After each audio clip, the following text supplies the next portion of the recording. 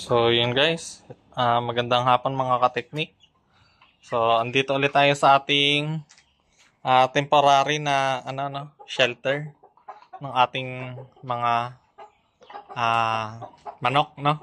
So, update lang tayo sa ating Project A na hybrid. So, ito yung ating sample, no? So, ito ay na videohan ko na nung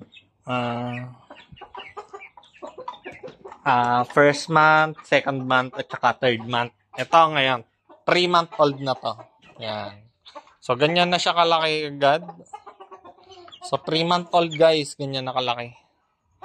Laki na. Okay. Dalhin natin sa liwanag. Yan. Laki na. So, dalhin natin sa liwanag na. Yan. So, sana hindi tumakbo. Yan. So, patong lang natin sa motor. So, ganyan na siya kalaki agad. 3-month-old. Ang hybrid natin, oh. So, yellow feet. Yan. Na may konting buhok. Pure black. Tapos, combination ng P-comb at saka ng straight comb. Yan. Laki. Yan. Laki. So, 3-month-old, ganyan nakalaki. So, 3 months na lang, kakasta na to. Yan. So, may promo ako ngayon, guys. Baka interesado kayo. Yan, ganyan. Kita yung panty. Ayan, yan. Ayan. Background natin, panty. Yan. 3-month-old, guys.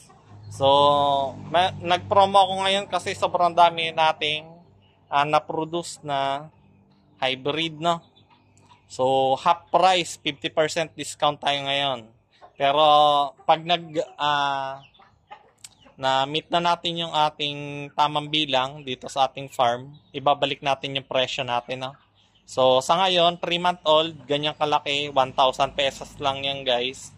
So, 1,000 pesos ang 3-month-old. Ang 2-month-old ay 750.